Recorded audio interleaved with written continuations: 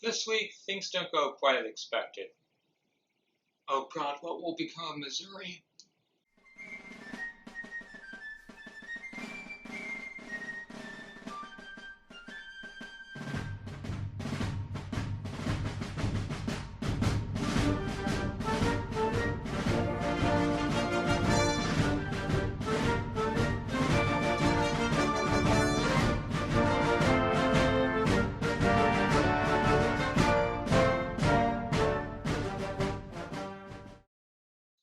Here I am, at Wilson's Creek, the battlefield for the main event of this week.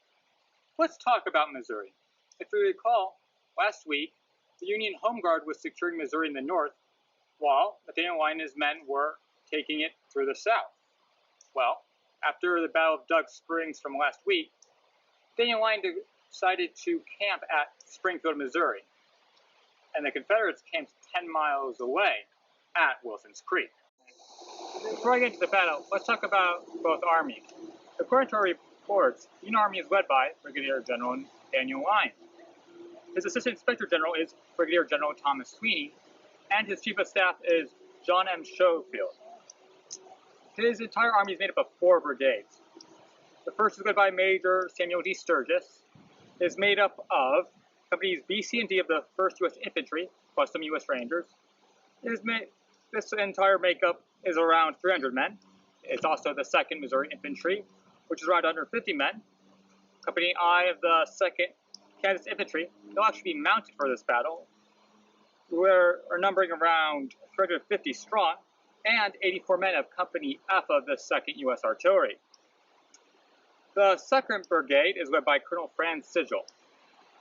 It has the 3rd and 5th Missouri Infantries, who combined number 990 men.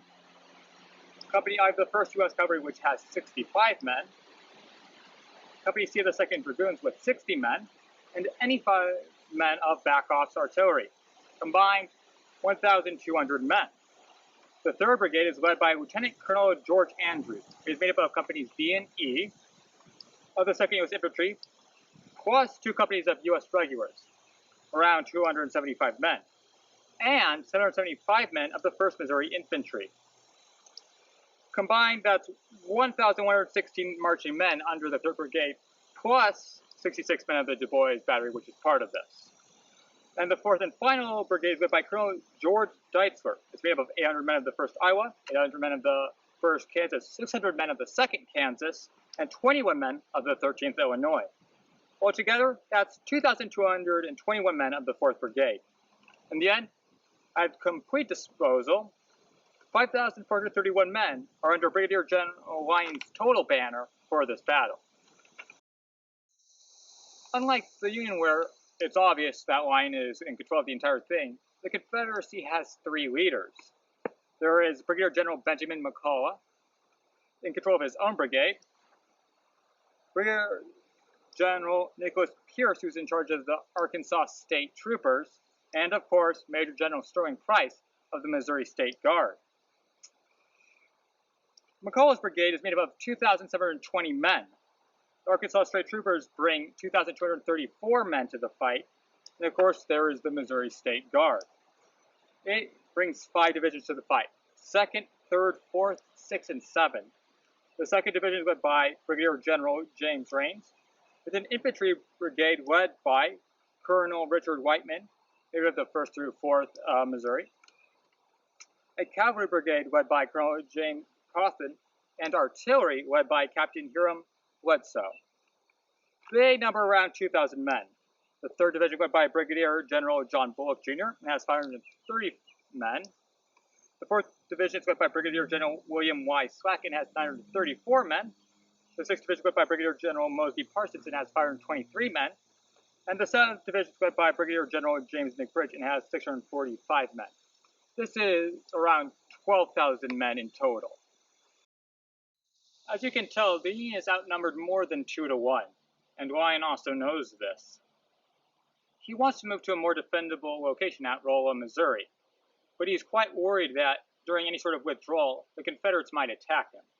So he wants to strike them first, throwing them off and delaying any sort of attack of his then withdrawing army.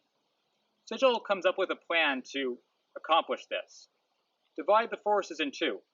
A main branch under Lyon, which will engage the Confederates from the north, while he takes him and his men to go through the south, sort of encircling them. This kind of stuff has worked before, and Lyon agrees with this plan. So, on the rainy night of the 9th, they break camp and move towards Wilson's Creek. Yeah. As dawn breaks, the Confederate camp is quiet. Then, a few Union men show up. Then hundreds. Then thousands. The camp is quickly overrun. The Confederates are put to rout. It seems as if Lyon is going to add another victory to his long line. So as the Union is about to win another in their long string of victories across Bloody Hill, a bunch of cannons are unlimbered, loaded, aimed, and fired straight at the Union position. This holds them back, allowing for the retreating Confederates to form a new battle line just south, under General Sterling Price. The Union then forms a line of battle, directly against the Confederates. Lyon knows that he must be able to go on the attack and win if he wishes to claim a victory this day. He sends his men to attack. Despite their bravery and skill, the attack breaks down against the superior numbers of the Confederates. It seems like now the day should be over. But the South has an enemy in front of them that has beaten them before. They're just not allowed to let them disengage whenever they want to. So, Price sends his men to attack. But unlike Lyon, he has the men to keep it up. So, fighting is heavy, the musket fire deafening, the screams of the wounded, and his attack falters. But then he just sends up another one. Union fires heavily, and it repulses it. But he has more men to feed into the slaughter, and the fight continues. The already heavy fighting of today has earned this hill its name, Bloody Hill. But remember, this is only just half of the Union's plan for victory. The rest still comes down to one man's colonel and his men. Sigel launches his flank attack. It is quite successful at first. Using artillery, he's able to rout the Confederate cavalry. He comes from the south, moving further north to around this area, keeping up the pressure. Though despite this already looking victory, a problem has emerged. He has lost communication with Lyon, so if anything goes wrong on either part, the other person will not be able to notice. As Colonel Sigel continues his advance, he comes along this area and stops near Skeg Branch. You see, despite his ability to earlier rout Confederate cavalry, General McCulloch has brought the 3rd Louisiana and the 3rd Division of the Missouri State Guard to force back Sigel's advance. As Sigel continues his advance, he comes along here near Skeg's Branch. You see, while his victories so far in this battle have forced the Confederates into a rout, General McCulloch has brought the 3rd Louisiana and the 3rd Division of the Missouri State Guard to force back Sigel. The 3rd Louisiana, like the 1st Iowa, both wear gray. So, as the enemy advances to come near and defeat the Union, the boys in blue look and see reinforcements, not a pressing threat. It is almost at the charge when they finally realize their mistake. But at that point, it's too late. They smash into the flank, and scaring the rest of the army, it turns into a rout. This leaves Lyon alone, without knowing it. He is wounded, but is able to get a hold, even on a knife's edge. Fighting is as fierce as it has been all day. Then, another crack of musket fire. Lyon is wounded once again. He looks around, and sees his men waver, for possibly the first time in this entire war. He remembers the defeat at Bull Run and the humiliation it brought across the entire Union. He remembers again his victories that have brought in glory among him and his men. He sees Missouri, a mere bayonet shaped away. to himself, "You can either hold here, so he'd be picked away, and come back with nothing, or he can trust in his men's skill and bravery, go for one final charge." He reforms his men. He is able to reorganize. His men bravely start to advance. About to go to the charge, and then the bullet, the heartbeat. Lyon falls down. Will he be the first Union general to die in this war? Yes. The entire charge falls apart around their now dead general. Major Sturgis of the 1st Brigade is able to stabilize the entire thing. But, once again, it is very close to crumbling. He's able to hold against a final attack, the harshest it has been all day. The Confederates once again form, charge up the hill in very tiring conditions, and at the last moment are repulsed. It's 11 a.m. Sturgis realizes that another Confederate attack would be the end of it, so he decides to withdraw. He tasks Henry Clay Woods and his mounted rifles to cover the rear guard. Henry Clay Woods has already been wounded in the head before this is even made of it. But he's successful, and the Union is able to withdraw. So this does hand the Confederates a victory, as they did attack, and they have left the field in the hands of the enemy. It's around this area that the Union arrived onto the field of battle, and it's also through this area that they will be leaving. As we both know, the Confederates have achieved a victory. They held the field of battle, but it has proved to be a costly engagement for both sides. The Union suffered 285 dead, 873 wounded, and 186 missing. The Confederates lost 277 men, 945 men wounded, and 10 unaccounted for. It has been a very bloody day for both sides. After Sturgis successfully withdraws the Union back to Springfield, command is handed over to Colonel Sigel. Also, a council of war is held. The Union will withdraw to Rolla. Now, if I might remind you, the entire reason this battle even happened was the Union were worried that the Confederates would attack them when they withdraw to Rolla. So, do they? No. While Major General Sterling Price definitely wants to, McCulloch looks at the strength of the Confederates after the battle, and at his own supply line, going all the way back to Arkansas. There will be no follow-up, but that isn't to say the retreat is not without its problems. It is mismanaged, delayed multiple times just for soldiers to be able to eat a meal. It does not inspire confidence in Colonel Sigel. His other officers shame him into relinquishing command back to Sturgis. But Wilson's Creek is still a victory for the Confederates. It makes the Confederates ecstatic, and it bolsters the faith of Confederate sympathizers in the strength of the Confederacy. On the 11th, the siege of Tubac begins, or the 10th. Just sometime around here. We're not 100% sure.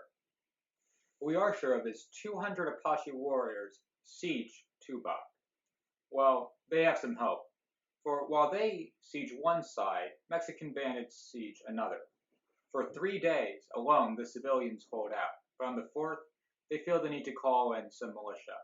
And the nearest militia is 25 men, armed with guns and a Confederate flag. So it is a small part of the Civil War. They march to the aid of people at Tubac. When they get there, they face off against the Apache in one final assault, and successfully defend themselves. But this doesn't completely stop the Apache, they just fall back, cutting off areas of retreat. The people in Tubac are out of food and faith, and on the 15th they decide to leave towards Tucson. On the 14th, martial law is declared within St. Louis. Civilian authorities are worried that the panic started from the loss at Wilson's Creek will end up in a riot. But do they have the power to do this? Legally, no. The only person who could declare a martial law within any specific part of a state is the governor of that state. And Claiborne Jackson, a Confederate sympathizer, definitely did not declare martial law within St. Louis. But laws and their relations with each other don't really mean that much during the Civil War. Also on the 14th, 79th New York Highlanders, along with the 13th and 21st New York mutiny. You see, they're jealous of the new 3-month recruits being able to leave. They're also jealous because those recruits get to elect their leadership, and they don't. Plus, their current leadership is not that good, not anything that could stop a well-organized mutiny. Their most senior person is a single captain. Plus, alcohol probably influenced this entire mutiny, as it does with everything. Major General George McClellan has just gotten his promotion, and he will not look weak in front of his new subordinates. So, he appoints a regular army officer to subdue this rebellion. Infantry, cavalry, and artillery form a battle line in front of the unarmed 79th New York Highlanders. Yes, unarmed. They expect a quick and forceful response to their mutiny. Facing death right in front of them, they start to realize that it is futile, and they relinquish a lot of their arguments against McClellan. In order to make sure this doesn't spread, he takes 21 of the supposed ringleaders and sends them to prisons around the Florida area. He also takes their colors, hoping to shame them, telling them they need to first win glory before they hope to get them back. But Sickles is part of this. Yes, our competition, Harper's Weekly, reports.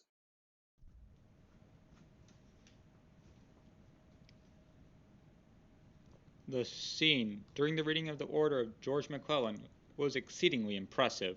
The sun was just going down, and in the hazy mountain twilight the features and forms of officers and men could scarcely be distinguished. Immediately behind his aide was General Porter, firm and self-possessed. Colonel Stevens was in front of the regiment, endeavoring to quiet his rather nervous horse.